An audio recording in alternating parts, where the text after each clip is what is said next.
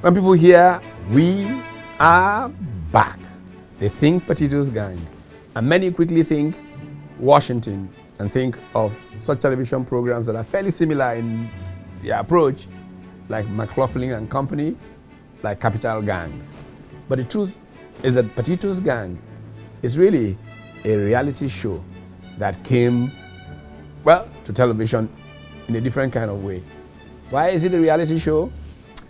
Back in the early 80s, when I first returned from graduate studies in America, about 1982, I was fortunate to live in a nice bungalow in Surulere on Eric Moore Close. And it became a kind of melting pot, a kind of stop place for many of the bright, upwardly mobile, young intellectual types in Lagos. And so on their way back from work, many would just drive into my home, toss their jackets to one corner, and in our shirt sleeves, we'll all begin to debate Nigeria over a beer, over a glass of red wine. What can we do about Nigeria? Years later, that became Potatoes Gang, and we are back.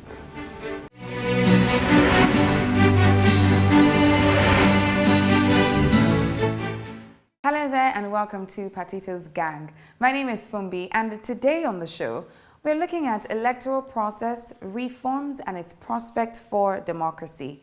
How do we elect our leaders? And should the system be changed? Let's join the gang to find out more.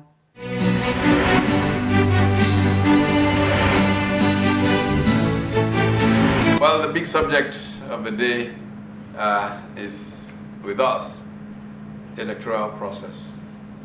What does it really mean? I guess the heart of our democracy is how we choose people who perform this agency function. It's important to emphasize agency function because there's a culture, unfortunately, in Nigeria in which people in positions of political authority, elected officials, are seen as the masters. But they're really agents. The sovereign is the people. So in finding these agents to send forward, how we find them matters a great deal in their effectiveness in being accountable to those people.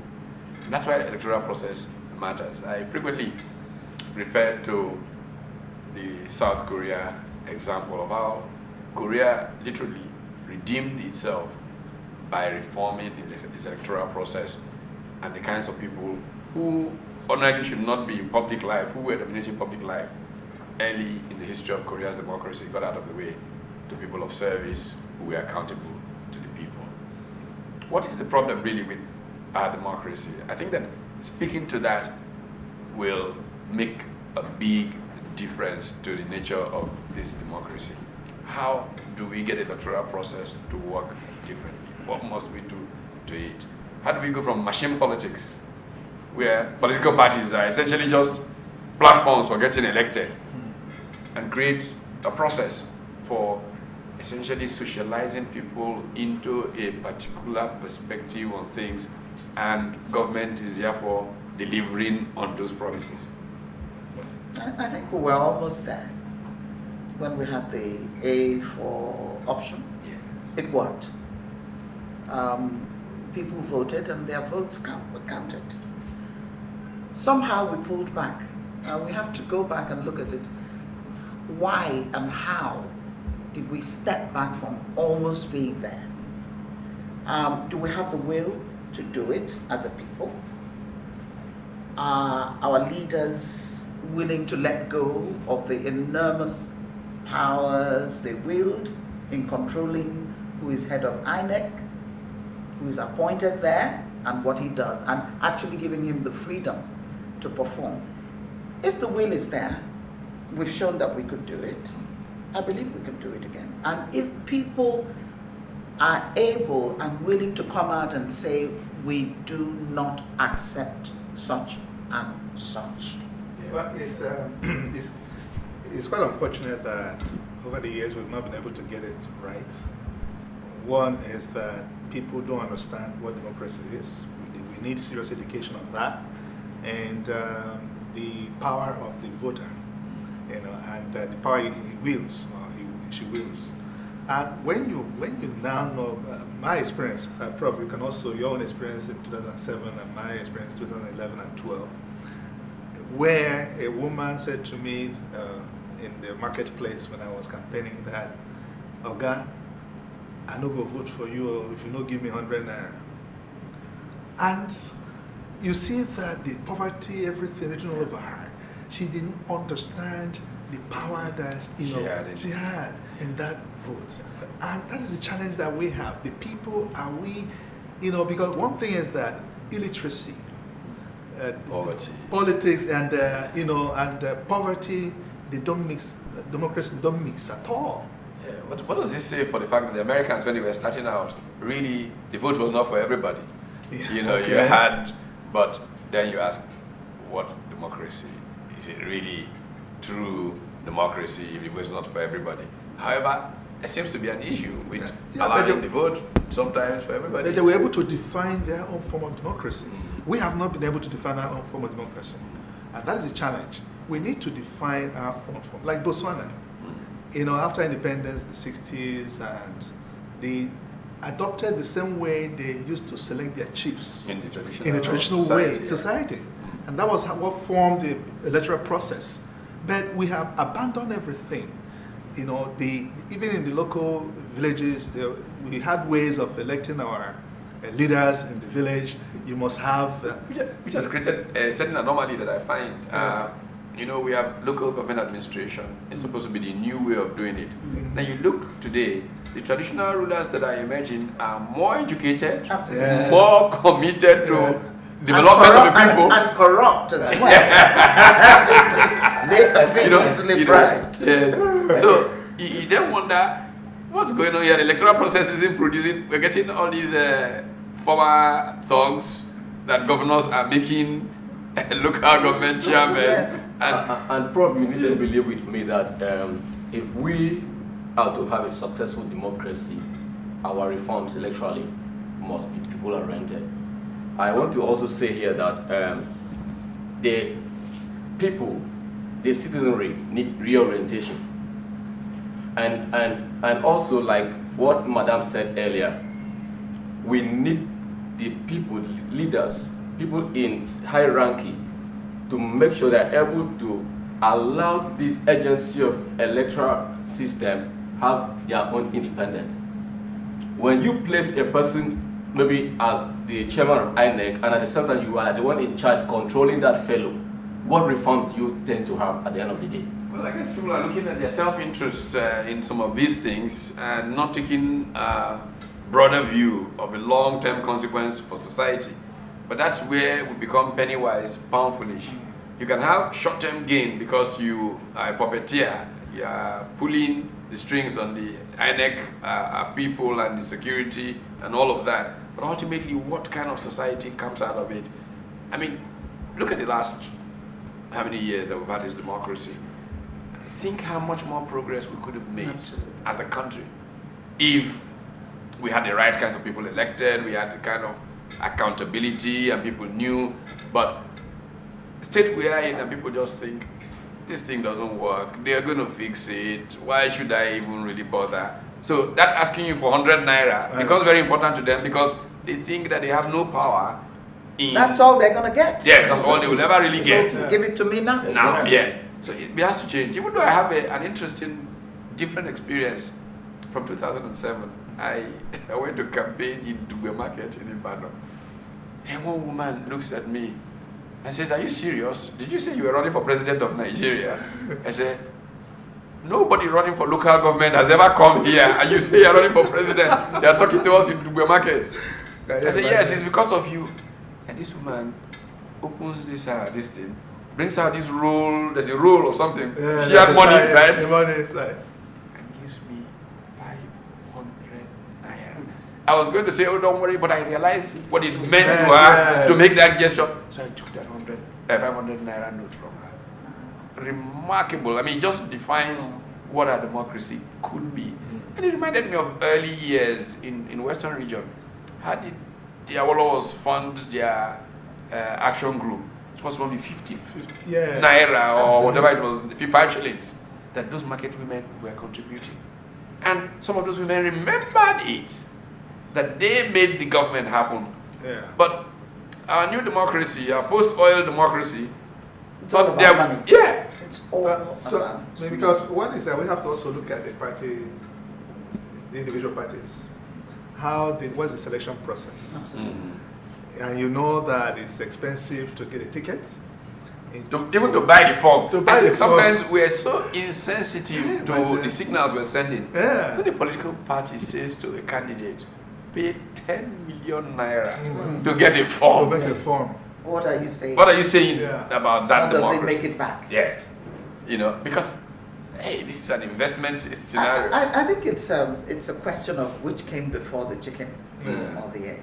And if we're to have this reform, it must come from all sides. You take the issue of poverty. That 100 naira or whatever you're giving that person, Yeah. they will eat for that day. That's right. And that matters so much. You know, I ran for local government chairmanship, Right. so I was at that level. And I wasn't going to give anybody any money.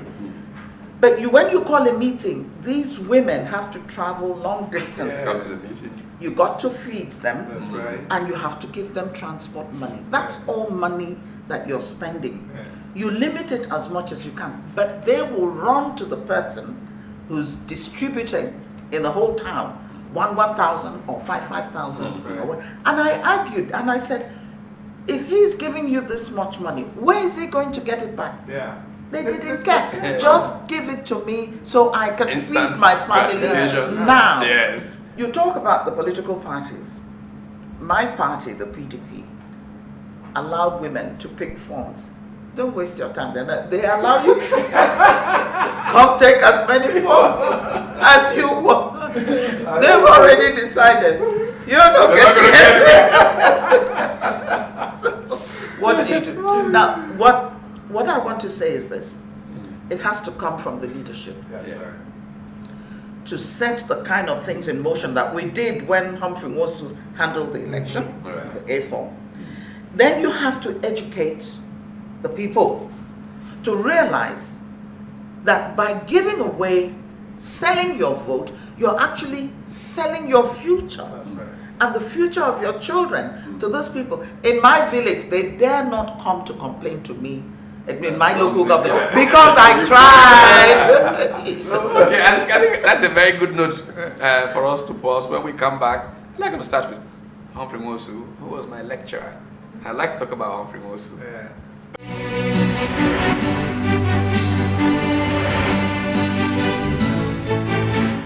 Our gang seem to think that we need to reorientate the citizenry and we need to define our own form of democracy.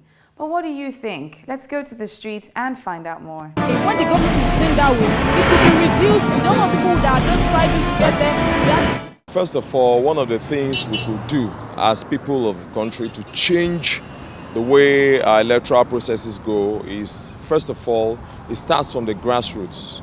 At the community level, we have to come back to our core values.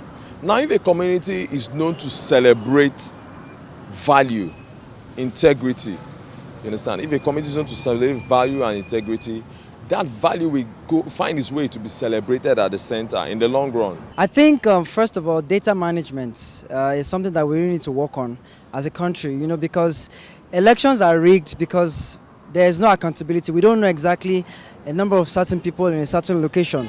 So I feel if we can capture very well the amount of people, like, of course, biometrics. So elections should be done digitally. I believe that way you can't just rig anyhow. So if that is assured, I think to a large extent, we will know exactly who is voting, who is eligible, and we can trace every rigging to any extent, really. Issue of the electoral process in Nigeria, I think what should be done to make it better, I think awareness and sensitizing the people is very, very key. Because the truth about it is many people don't really know, what is going on, during this period, how to go about it. And that's why you find many people, they collect money and all the likes. But if people are sensitized, about their rights, what they need to do, how, they need to vote and who they need to vote for, I think it will also go a long way.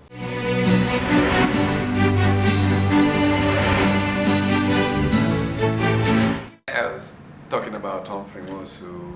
Professor Mosu, when he came back after his PhD in 1973, the very first class he taught at UNN was the class that I was in. And it's amazing how throughout, well, in the early parts of his tenure, people kept talking about his jocular, his apparent, and I kept saying, Humphrey Mosu will shock you guys. I kept saying, I didn't know why I was saying it, but I kept saying, Humphrey Mosu will shock you guys. And I don't think any election in the history of this country can be compared to that which Humphrey Mosu ran. No. We owe him a debt of gratitude. Yes. And you find that they said that Morrissey, whose own was bad, but I think they should apologize to him considering what happened in 2015, Jega's own, because it was, I mean, I've never seen it that way. One, it became too expensive, and the people did not follow the rules. The stipulated amount of money to be spent, was not followed. And in fact, it was cash and carry. What's interesting is that the last INEC, it's my understanding, made a trip to South Korea, and they got a thorough debriefing by the South Korean Electoral Commission about what they did in South Korea that changed things. One of the things that they told them was the place of debates in elections. Get anybody who says he wants to be a candidate to begin to debate the issues on the streets with the people there. Move it to the next level. To the next level, you tell the people what you think about the way the world is, how you want to change it, exactly what you will do, what they should hold you accountable for.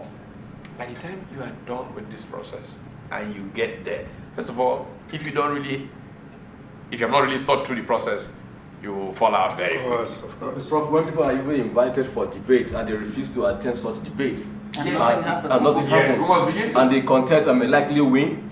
And what do they have to all those who offer have won have refused to participate in debates, actually, in the history. All of those who have won refused to participate. Can I say here that one issue we need to consider is the fact that power is so powerful in Nigeria. When you have power in the center, you own the country, you can do anything and get away with it. And that is the reason why the desperation is such. It's do or die. This is what's happening. Unless we're able to remove that aspect, people will always try to manipulate the electoral process. It didn't start now. It started right before independence.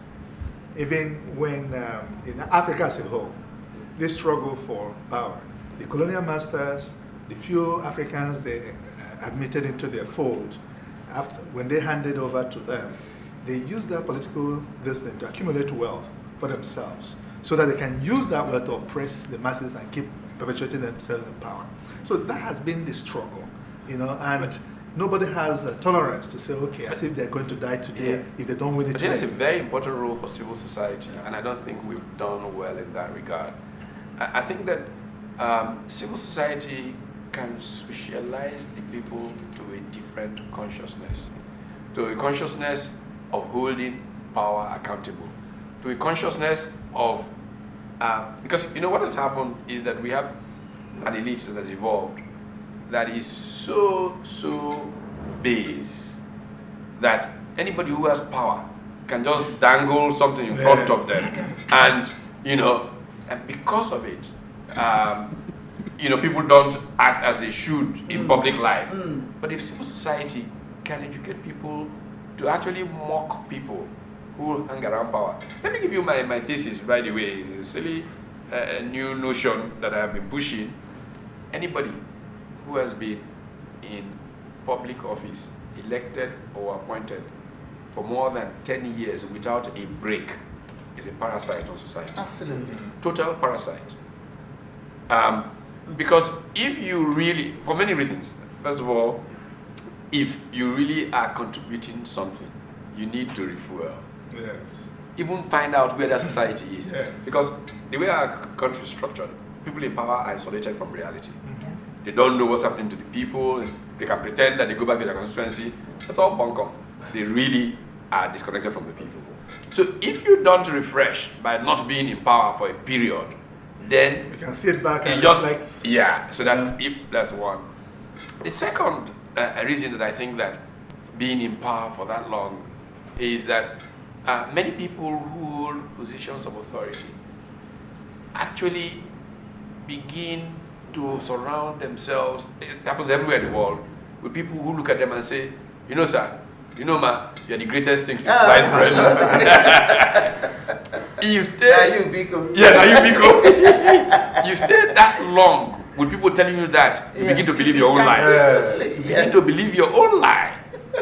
And you know, so you need to save yourself from yourself by, after a period, breaking away from that and becoming real. You know, Pat, it wasn't always like that. Let me go back to when I was growing up in Port Harcourt. I was born into a family where my father was a politician as well as the principal of a school, an educationist. And at that time, serving in the House of Representatives was part-time. Yeah. You had to keep the other job where you made your money to keep your family going. When my father ran for the House of Representatives, he had a bicycle, a principal of Enitonia High School. He had a bicycle. His opponent in the action group had a retinue of aides and cars and entourage. But my father would go to speak in the field and they would close down school and say, go listen to DK Onwenu speak. Take your notebooks, it's your English class for today. But most importantly, they knew that he loved the people. That's right. They knew he was going there to serve and they knew he wasn't going there for the money. They voted him. He won. Right. So, and at that time also, I don't know how old you are, sorry, but I know Very I'm older. old. I know I'm older than you. If you began suddenly to display money in the society, they'll send a delegation from your family, from your village. Oh, Say, yeah. where did you get Yes. this? People will begin to shun you for a while Absolutely. until they found out where you got the money. You weren't given the front row of the church pew to sit on. That's right. You weren't honored with chieftaincy titles. So it was built into our consciousness in the society. Now, where and when did this change. stop? The crisis of values. Yeah. I mean, we've had a collapse of culture, clearly. Yes. And, you know, parents are now encouraging their children, you know, to get into Yahoo or some of these Well, vices. I think there was something that happened to Nigeria, and I call it the unfortunate meeting of what became a dangerous alchemy of soldiers and oil. Yeah. Soldiers, not because they are terrible people, but because of the nature of the structure of the military, met this thing that just came out of the ground called oil, and it defined our lives. It did. It did, Easy actually. money, all of that. It did. From there, we've managed to get things wrong. And politics now came with bigger mistake. 1999. Ami was on the run. What did we do? We thought we declared victory. And their cronies moved in. Moved in. And society has suffered badly since then. Professor, if I may, likely want to take us back a little bit. You just mentioned about the civil societies in helping in electoral reformations. Where are civil societies these days? Because I tend to discover that for the past 2 or 3 years now, I've heard not about civil societies. Nigerians are not being carried along. Things are just going But different who ways. is civil society? Civil society is not something, all of us are civil society. Yeah. All We of have all retreated. civic culture. Yeah. And we are just But like- the grouping, some belongs to groups. They have their own groups. We are this, we are NGOs. We fight for the masses. We let the masses know what's going on in the We government. are hungry. Of these days, not like that. We are hungry, so that's why They're in it everybody's for the money. Yeah. You know, NGOs are set up to not all NGOs, please. You know, but many of them are set up simply to make money for those who register them. So you Yes. find that you can't Yeah, really it's a shame, do but some we- of the things and then just our work is cut out for us. We are going to save this country. All of us are civil society. All of us must organize. Civil society is about horizontal linkages for the advance of the common good. And any groups that we can work together to make things happen, whether they are business associations, whether they are or any kind of association, and we push for things to be different, for better, is important, very critical for democracy to survive, civil society. I think that's probably enough for us on this run on this subject. So I guess we'll just leave it at that, and we'll come back next time.